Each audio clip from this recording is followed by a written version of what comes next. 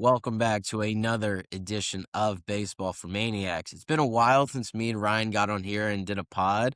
But basically, the Red Sox are going to play the Phillies, a 3-game series.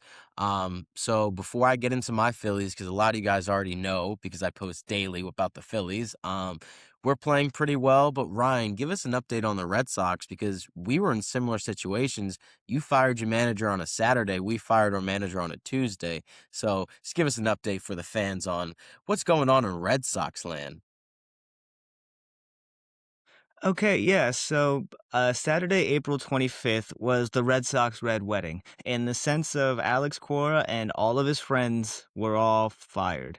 And it was after a game where we won by 16 runs, which is something that you don't really hear of.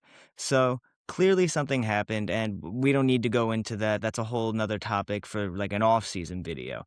Chad Tracy comes in, and we start out 2-0 in the Chad Tracy era. We finish the series off against the Orioles, and then we start out a series in Toronto with a W. These are two big wins for a team that's struggling in the division. Then you go ahead and drop two straight to Toronto. Cool. And Houston comes into town. Another notably struggling Houston team. They are not doing well at all. And we only take one game out of a 3-game series. You swept the Tigers. That was cool. You swept the Tigers. That was nice. There was supposed to be a 4-game series against Tampa Bay. One of those games got rained out. Regardless of that, we still dropped 2 of those games. That game is supposed to be made up sometime in July. So we'll finish that series after my birthday, apparently. But either way, as of right now, it's another lost series. And this is not a team that you need to go into playing as mid as the Red Sox are, because the Phillies have seemed to hit some sort of stride, whether you want to put it all on the lovely abilities of Trey Turner, or you want to just put it on Donnie Baseball. Uh, Well, it has nothing to do with Trey Turner. We'll get into that, but uh, continue. but there's one kind of funny parallel that I've noticed about this team. Yes, the Phillies are playing a lot better than the Red Sox, but I think this series is strictly going to come down to whichever team's shortstop doesn't piss them off that much. Because you've already heard what I've said about Trevor Story. Now I want Trevor Story tarred and feathered. I want him off of my team quicker than you can even say RBI. He doesn't belong on a major league roster anymore. That's my cat, if anybody's wondering. He's joining the podcast with us today. So, Welcome. uh, he Trevor Story doesn't need to be on a baseball field. I don't know how he's still on the field. I don't know what he was saying with Cora to keep him on the field. He's doing the same shit with Chad Tracy, where he's continuing to get at bats, and he's just now getting to a 200 clip. So, Crazy. like, if this is really going to come down to which shortstop doesn't screw up the most. We're dealing with a few injuries right now. Wilson Contreras got plunked a couple games ago. He's still dealing with the little dinged up injuries with that. I think it's his hand. So we'll see how he goes coming into this series. That's a bat that we can't afford to lose with everybody else that's playing poorly right now. Willier's cooled down a little bit, but he's still one of the better hitters. He's hitting 295 on the year. It's not the 330 that he was hitting earlier, but it's still a pretty decent clip. Roman Anthony has been scaring me all season, but I finally figured out why, and I'm even more pissed off at the Red Sox front office. So they told us that Roman Anthony had like a wrist injury or something. And apparently this is more with his fingers than it is just his wrist, which is a plus. So it's less movement. I mean, there's a lot of bones in the fingers and the hands, so it's really something to monitor and take care of. But Roman Anthony has sucked this year. Like, there's no way to put about it. The Red Sox themselves have sucked, but I put all of my emotions on Roman Anthony being an MVP candidate this year, and he's done nothing but shit the bed. Now, is it something to do with the injury? Who knows? But the bats need to come through because the pitching is starting to not come through too. The Phillies have to face Brian Bayo. Now, if you asked me a couple of seasons ago, I would have thought that was awesome for us, but turns out it's awesome for the Phillies. Brian Bayo just might be the worst statistical pitcher in all of baseball, and that's not hyperbole. I'm being dead-ass serious when I say that. And then we got to go in the next game. I believe game 2 is a very hot Aaron Nola, or is it Zach Wheeler? No, so Wheeler's game 1, and you guys as you mentioned, Brian Bayo shitting the bed, you have someone that will be shitting the bed for us, Andrew Painter, and then Jesus Luzardo in game three. We'll get into all That's the what it is. pitching Okay, so we're not facing Nola. I would be scared to face Nola right now, considering how he just pitched. He might just suck in on a hot streak. I hope. Either Probably not. way, either way, there's just a if this is a series where the Red Sox can honestly turn things around, if the Phillies come out and play flat, then the Red Which they Sox might. the Red Sox need to capitalize on that. If Bayo can find a gem in him, he pitched well not that long ago. He had a decent outing like 2 or 3 starts ago. He just hasn't been able to put it together. And yes, I will say this. If you want to find a team to get right and you have good stuff, even though you've been shitting the bed, it's the Philadelphia Phillies. Like, I know they're doing an opener, but I would not be surprised if Bayo goes 7 shutty. Combine that with the opener, you guys have just saved your bullpen and win game one. Hopefully that doesn't happen for my sake, but that is a realistic possibility. absolutely. But, honestly, the only game I'm really excited for in this series is game 3 because I want to see how Ranger pitches against his old club. This is a team that knows Ranger like the back of his hand, but this is also a team that Ranger knows like the back of his hand. He's So going to shove. It's not even going to be funny, dude.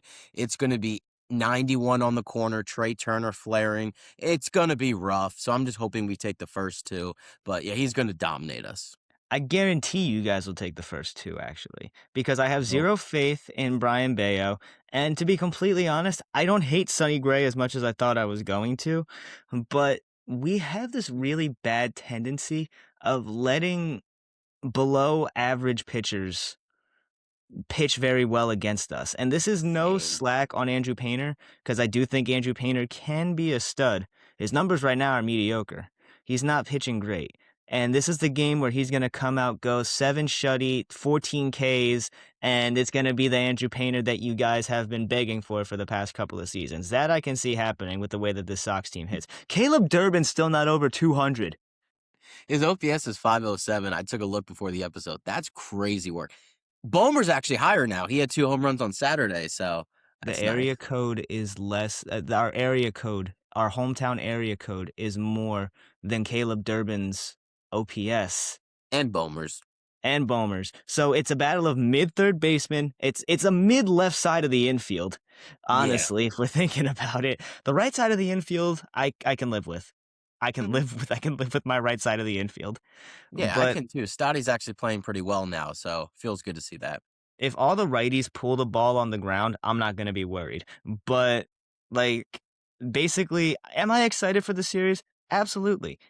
I do think this is a series where the Red Sox can really turn things around with the Phillies trying to get going, and they have really. They look great.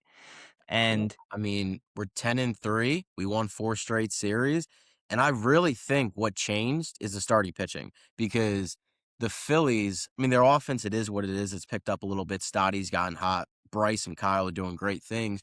But when we were going through that lull, 10 straight losses, unbelievable. The starting pitching wasn't doing its job. And the starting pitching has always been the forefront of this team and its strength. Sanchez looking like the best left-hander pitcher in baseball, and he is right now. Crochet's injured. Scooble's injured. He has a 2.11 ERA. Yeah. I will say beforehand, Crochet was definitely not looking like the best lefty in baseball after all the shit I was talking in the offseason. Go ahead, continue. Yeah, I think he'll be fine, but he was hurt, so I think once he comes back, but at that point, it's going to be too late. I think Christopher Sanchez has a real shot at winning the Cy Young. Zach Wheeler coming back. Zach Wheeler struggled in his rehab starts. The fastball was down to 91, 92, and then he just comes into Atlanta, he's pumping 96. Crazy work. Like Zach Wheeler looks exactly like Zach Wheeler of old, of 2025 before the injury. And then we get into Painter. My God. I mean, he just looks so lost and he has 6 pitches. How about we ditch 3 of them and let's lock in on the fastball, slider, curveball? And I just don't think he has any confidence to where I even put the idea of Andrew Painter possibly being sent down, and I think they're gonna give him some more runway because we don't have anyone in the AAA system, genuinely no one. Jesus Luzardo, interesting fellow. He just either is the best pitcher in baseball or the absolute worst. There's no in between with him, so we'll have to see how that goes, but overall, the offense has picked up. Brandon Marsh. Brandon Marsh has the highest average in Major League Baseball. Like, that is insane work. And if you look at his 162 game sample size from the beginning of May till now, he's one of the best players in Major League Baseball. So combine that, Bryce and Kyle are killing the baseball. They have both a 900 OPS. Stott's looking good. Trey Turner still sucks. And it's like unbelievable with this guy. And he's been having terrible defense, which is like, if you suck at the play, cool. I've dealt with people that have an OPS in the 500s that can play defense. Alec Bohm. Trey Turner's not even doing that. But I eventually do think he'll get out of it. But the Phillies have to take 2 out of 3. And one guy that I despise more than anyone, more than Jordan Romano, is Brad Keller. You know what his nickname is now? Helen Keller. The way he goes on the mound, he has the biggest loser mentality. He looks like a fat chud. Anytime he gets on the mound, it's infuriating, and he has great stuff, but for no reason. How much of his struggles would you place on Duran going down and him having to take up that closer role? 0, because he closed out games for the Cubs last year. He was mainly a setup man. The 8th and ninth inning, like, I get it. It's a difference when you're closing out games, but he was struggling against the Marlins, the Rockies. These aren't like teams that are going to be in the playoffs. Maybe Miami, we'll see. They're a little frisky, but it's just like he looks like a completely different pitcher. Like, he has no confidence whatsoever. Orion Kerkering, who has a ERA under 2, Phillies legend Orion Kerkering, don't want to talk about last year, but his stuff is phenomenal to where I think there's a real chance he becomes a setup man. But overall, I think the Phillies are just playing with more of a good brand of baseball, and I do accredit that to Don Mattingly. I love Topper. I've talked about him on numerous occasions. I just think he was like the cool teacher that, yeah, it's fun to be in his class. You're not learning anything. Like, you're genuinely like, oh, we had so much fun during the year. Here's the final exam. You're shitting the damn bed, and we wonder why year after year after year. So I really do like Donnie baseball. I like where this team is going, especially with the starting pitching. If they get into the dance with Wheeler, Sanchez, Luzardo, no idea. Like, he could either like be awful or the best. He Um, pisses me off because it's like I'm not even a Phillies fan, but I rooted for Luzardo when he was with Oakland, when they were the Athletics yeah, still. I loved him when he was a prospect out there. Like, he's so good, but he just doesn't know how to lock it in for some reason. it's so weird, dude, because it's like genuinely the worst or the best. There's no in between to where you can tell by the first inning if he's not locating his fastball. It's not that he's even like nibbling. It's either exactly where it needs to be or it's 5 feet away and we got Grandpa JT trying to go get the ball. Yeah. JT's been great with that, actually, by the way. He's one The of the Red best. Sox haven't. It's so crazy because I really do like the new element of like challenging because some people are really bad at it, but some people are really good. The And then the Yankees are timing of terrible these at it. challenges, like, JT will only do it if he absolutely knows early in the game. And even when it's a borderline to where it clips it, he won't challenge it because he's smart. He saves it for later in the game. And that's going to be a big element of the postseason. But overall, I think the Phillies are in a good spot, but they need to keep taking 2 out of the 3. They don't know how to sweep. They genuinely don't. Besides the Giants, the Giants suck. We I got to heard do that an the all Giants are currently trying to offload Rafael Devers' everybody. contract. Dude, well, I made a video about Matt Chapman possibly coming to the Phils. I wouldn't be opposed to that. Craig But Breslow has the overall, chance to do the funniest thing in the world. Video coming soon on that. I'm very excited for that. But overall, I think this is kind of 2 similar teams. Like, they don't really play the fundamentals correctly. However, I Oh, think the no, they Phillies. don't. The Red Sox have been one of the highest error teams, like, for the past, like, 7 years. Like, it's like watching the Flyers on a power play. They don't know how to score on a power play. The Red Sox have no idea how to field a ground ball in the infield, and that was with Bregman last year. Yeah, it's just it's like these big market teams, like even the Yankees, like they just don't know how to play fundamental baseball, don't know how to get a bunt down. We're getting better at bunting, but we still need to fix that. But I really think like we got to take 2 out of 3. The first game's a must. If we don't win game 1, I think there's a chance we get swept just based on the starting pitching with Painter and Luzardo. That's a But great point, though. That's the thing. If the Red Sox take game 1, here's the thing: they got to take game 1, and it's got to be a blowout. It can't be a close game if they're going to go for the sweep here. If the Red Sox are going for the sweep, game 1 tomorrow has to be 9-2 minimum. if they're gonna take a sweep. Well, I don't think that's gonna happen with wheels Neither on the do bus, I. but I think it's gonna be a close game because, like I said, Brian Bayo, the get right team is Philadelphia, unfortunately, but I think Wheeler's gonna shove. We have an off day with the bullpen, so I give the edge to the Phillies in game 1, and they have to win game 1. Game 2 for you guys. It's funny because I said Bayo's the get right. Sonny Gray is the perfect pitcher for the Phillies to dominate because he's not awful to where the Phillies will forget how to hit, but he's not too good to where they'll just like be overmatched. They crush slightly good starting pitching, which I think Sonny Gray is at this point. But Andrew Painter scares the living hell out of me because he has 97. It's a flat 97. And then by the third or fourth, if he even gets there the way he's been pitching, the fastball turns to 94.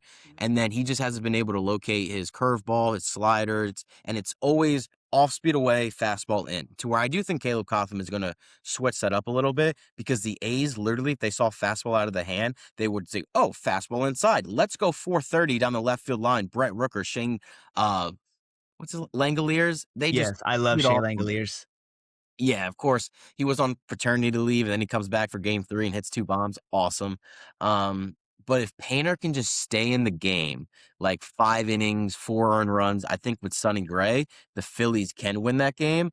Game 3 is going to be such an interesting pitching duel or pitching massacre. I don't know what the hell is going to happen because Luzardo and Ranger are essentially the two guys the Phillies had to decide.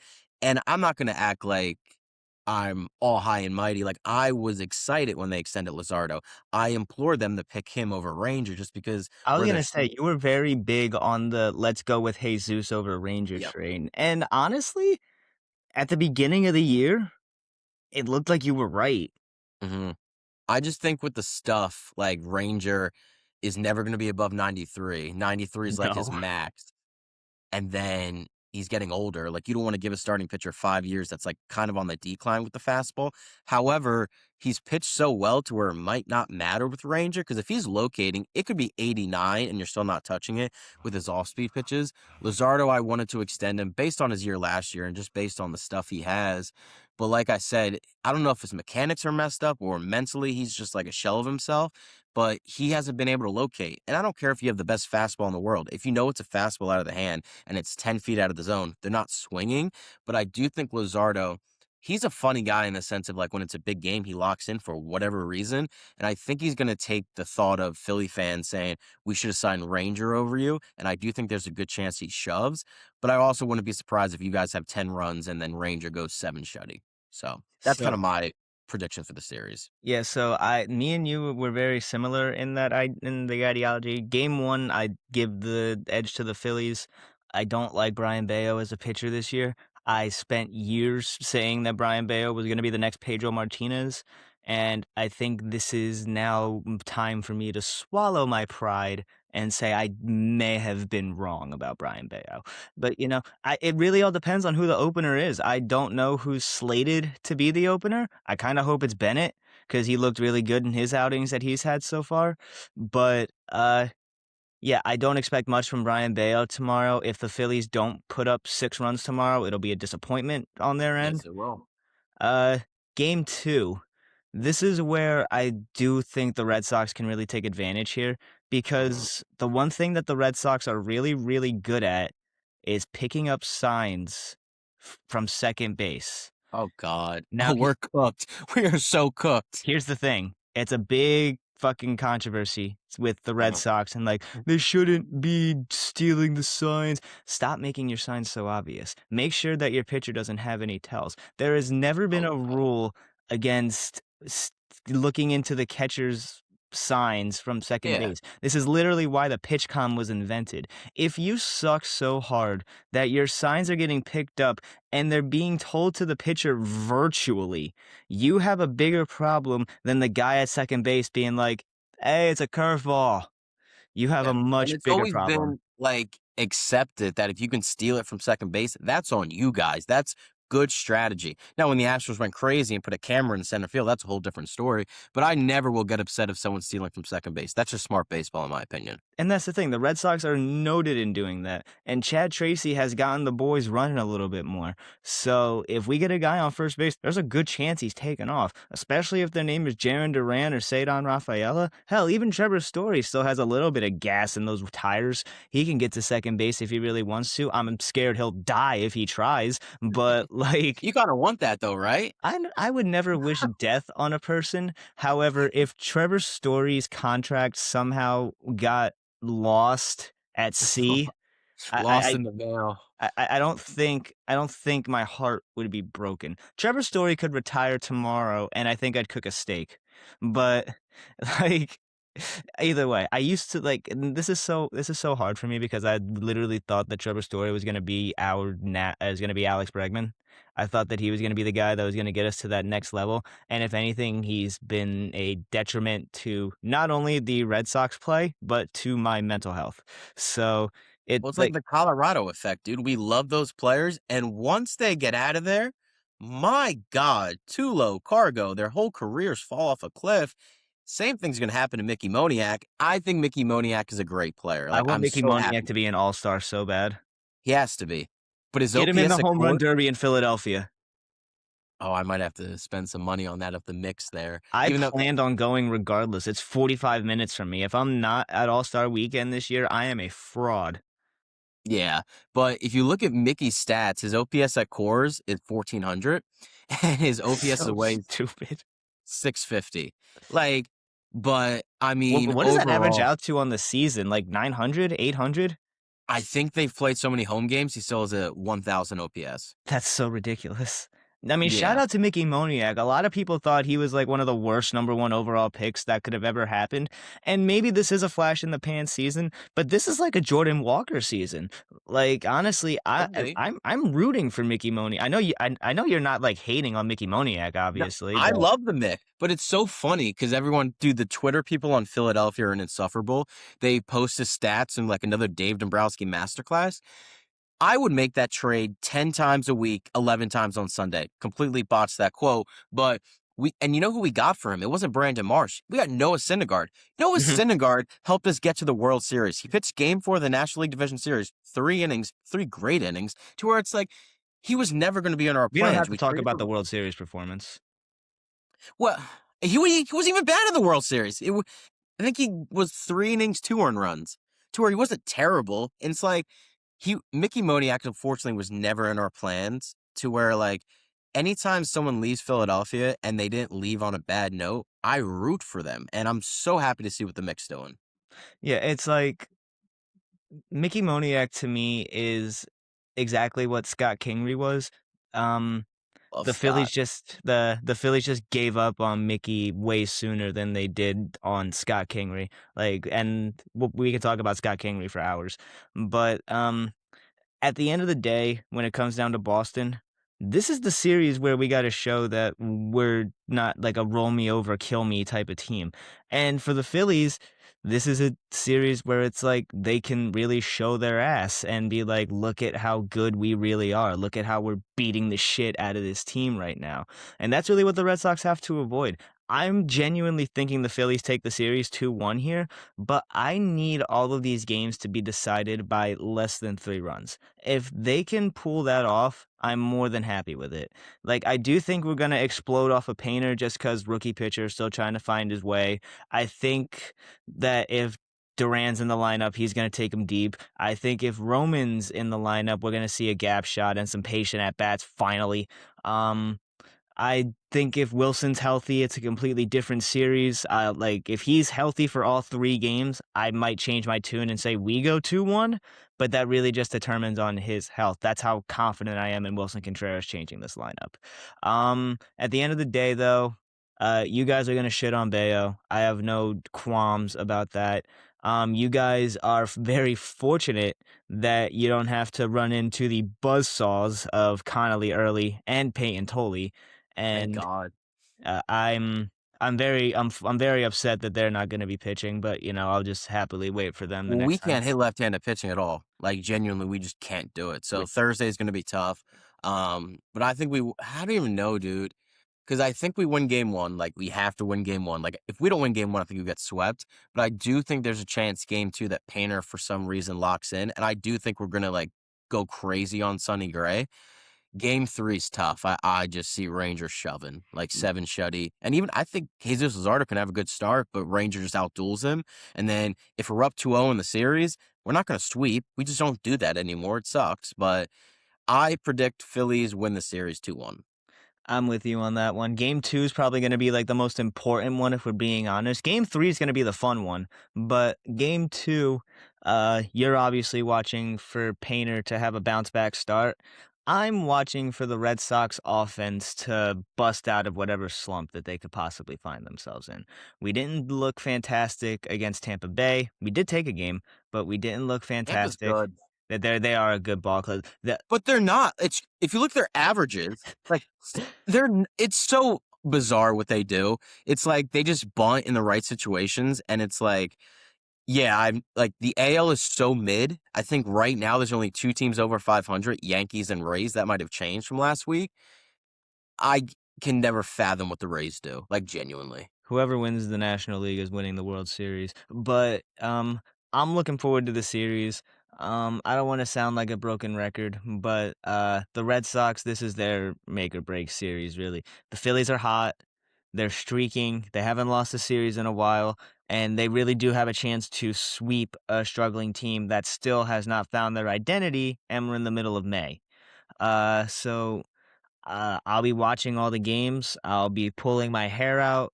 I actually have to shave my entire beard because I made a self wager on the Flyers that they wouldn't Yeah. get swept. Not that they would win the series, just that they wouldn't Jeez. get swept. I thought we would take a game, but that's what I get for being confident in the boys. So, babyface Rye coming soon. But Are we doing the live stream on Wednesday or? we can.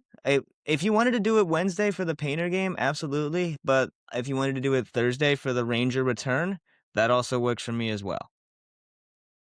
I feel like Wednesday would be more fun, just in the sense of because I think Thursday is going to be a pitching duel. So let's do Wednesday. Let's shoot for Wednesday. They play at 6:45. So coming to you For the live first time stream. ever. What? This is our first live stream ever. It'll be fun. We could do it straight from the YouTube channel, right? Yeah, we should be able to go live straight from YouTube. Worst case scenario, we can stream live on Riverside.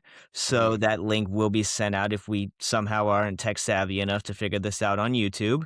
Probably not. But either way, the Baseball for Maniacs live stream where we can talk to all of you about what you're expecting for this series. And with that said, this is the conclusion of this episode of Baseball for Maniacs. What do you think this series is going to unfold? Am I right that this is just going to be about the shortstops not sucking enough? Is it going to be about the third baseman not sucking enough? Who do you think is going to be the X factor for both sides here? Does bullpen matter in this series at all? Let us know in the comments. Are we stupid? Are we just maniacal about our teams? Both of those answers are correct for yes, but let us know about it in the comments. We're currently fighting with people on Instagram about Trevor Bauer as we speak. But Dude, oh my God. I hate those people because I was it's going to say, like, all right, before we end this episode, you get your piece, I get my piece. This is strictly about why Trevor Bauer should not be in the major leagues. first thing, was he found innocent? Yes, cool, whatever. Like, that's not even the thing. That doesn't He just matter. He just sucks. He's just not a good pitcher. My God. Like, he went to Japan and got lit up, got sent down to the minor leagues of Japan. Guess what? Got lit up again. And it's like, then he went to the Mexican League. No disrespect to the Mexican League. I'm sure there's great players in there. It sucks. And then he wasn't great there. And then he goes to the Independent League. Who cares? Throws a no-hitter in 7 innings, and he's acting like it's the World Series. But him posting on his, I guess, Twitter, whatever it is, him berating an independent league umpire, and he wonders why no one wants to give him a freaking job, dude. And he posted that the Phillies offered him a contract in 2024. Bullshit. That never fucking happened. And then I got these kids in the comments saying, you're wrong. A major league team offered him that. Well, who told you that? Trevor Bauer? You still believe in Santa, you dumbass? Jesus Christ. So yeah, I don't like Trevor Bauer. I think he's a all about me guy. He is a clubhouse cancer. He was only good with the sticky stuff, confirmed. And it's like you're at your job, right? And you shit on the owner, the CEO of your job, and you wonder why they don't let you back in the company. Like, what are we doing here? But yeah, not a big fan of Trevor Bauer, and rightfully so. He's just not good. Like, if he was dominant in Japan, like Yamamoto, he would have a job because teams, especially in professional sports, if it's a middling tier player, they're not going to deal with the nonsense. But if they're good, they'll bring him onto the team. It's happened all the time. Miles Bridges is still kicking it with the Hornets, and he's not even that good. So, He's not even the best Miles currently playing basketball. There's a Miles in the Philippines right now that should be in the NBA, and you know exactly who I'm talking about. Shout out Miles Powell. But good guy. my take on Trevor Bauer as a former subscriber to the Bauer Outage YouTube channel, actually, I was very interested in his first trip to Japan. His first trip to Japan, he didn't do bad. He wasn't horrible, but he wasn't great either. He wasn't award level pitching like he was in the majors with the sticky stuff or whatever. Then he went to Mexico and didn't look bad either because he was on the best team in Mexico. This was a team Yeah. that had Robinson Cano, who was hitting close to 400. This is a team that I'm pretty sure had multiple ex Major League talent on this team already. So he was getting carried by a lot of really good talent. But again, his numbers were good. He had like a 20 strikeout game or something down in Mexico, which is really good. That's a Mhm. good game. But again, it's the Mexican League. And Yeah. I'm not harping on those players, but there's a reason that they're not in the majors. What do you think about Trevor Bauer, buddy? But, it There's also a reason why Cano at age 44 was hitting close to 400 in the league. That and should tell you everything you need to know. it's like you just said a second ago. Me and you may not be the biggest fans of Rob Manfred, but here's the thing. We can say whatever the hell we want about Rob Manfred because we are not employees of Major League Baseball. If I go into my job tomorrow and I look at my owner dead in the face and I tell them, dude, I don't like the way that this company is ran. I think you're doing a terrible job, and I think that I would do a much better job running this company. Do you know who wouldn't have a job tomorrow? Not my owners. It'd be Yeah. me. I'd get fired in a heartbeat. So, yeah, I'm sure there are some teammates that are like, oh, yeah, Trevor was really encouraging. He really helped me out with some routine stuff. Oh, he really got me going on a workout regimen. Oh, I talked to him about a dietitian and stuff like that. Who gives a shit? He Yeah. doesn't he sells for himself. Like he doesn't sell for the team. He sells for himself. He's gonna want his own merchandise sold in the team store. That doesn't happen. Your jersey is sold in the team store. You don't get your own merchandise. He was gonna want his YouTube promoted all over the thing. He's more concerned about his social media growing than he is about his career growing. And here's the thing. What, 35, 36 years old now? He's out Yeah. of his prime. Sure, he's dominating an independent league, but Roger Clemens was dominating an independent league at 48. Yeah. So it's like, yeah, sure, Trevor Bauer was once a very promising pitcher. I'm never going to deny the guy's talent.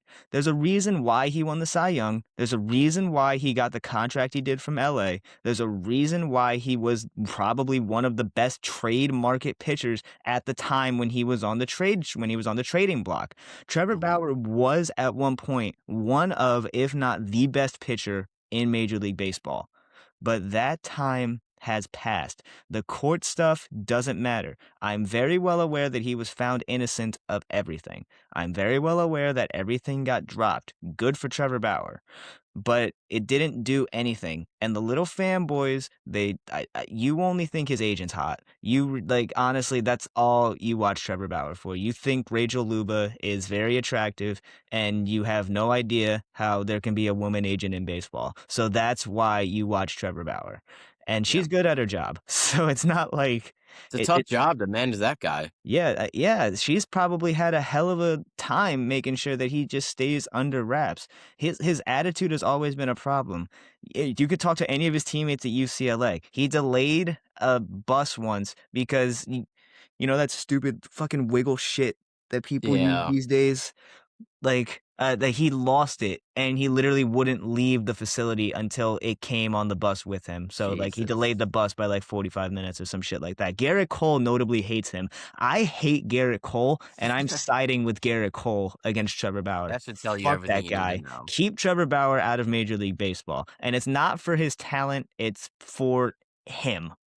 And also his talent now, Well, now, because yeah, he's yeah, his talent now he can't fucking pitch anymore. Yeah, no hitter in independent ball. I could probably get a hit in independent ball if you play me enough. yeah. Well, no, that was a good little tangent on Bauer. I feel like that needed to get out. I feel like Because that just was the so bump. recent, and like, dude, here's the thing about that. I was covering high school baseball tonight, and my phone is exploding. Not because of the high school baseball that I'm currently covering, where I was covering a Vanderbilt commit that's probably going to get drafted in this upcoming draft. Uh, my phone is blowing up because these fucking morons are going back and forth telling me and Owen that we're not going to grow our channel, we don't know what we're talking about, that we're some soft liberal generation of baseball, and I'm like, what the fuck what is happening here? Yeah. But honestly, we could go off on a whole nother episode about that, but we don't even need to because I feel like we just squashed it right here and there.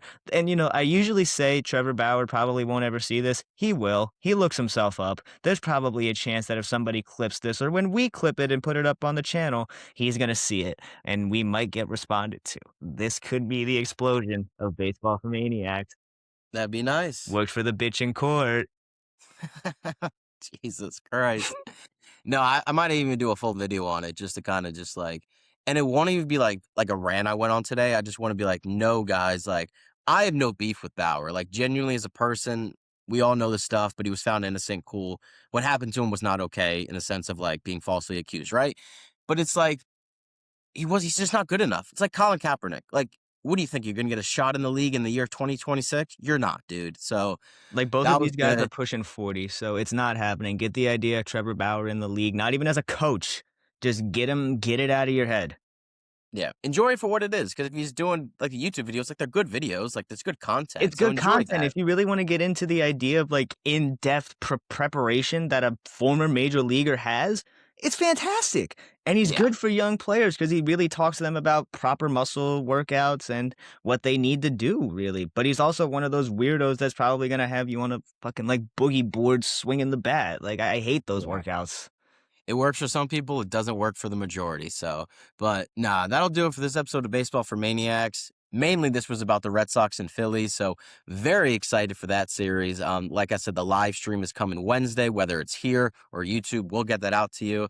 And yeah, let's have a series, Ryan. Let's do it, let's go Sox, and may the best team win. Let's go, Phils. Have a good one, guys.